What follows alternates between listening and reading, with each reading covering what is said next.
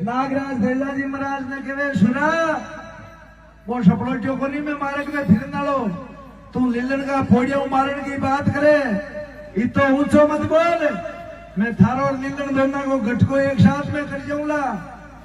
तो तेजाजी महाराज कहीं कहे नागराज और शुरो भी डरने वालों को नहीं है, मोह तो डरने वालों नहीं है।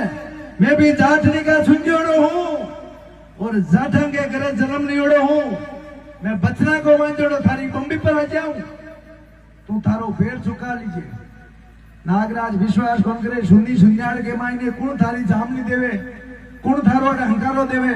तो तेजाजी महाराज कहीं केवे नागराज ने सुरजी माखे शाक भरे रे मिलदारी राजा खांजो खेचड़ दो देवे भाई धोया की सामने ए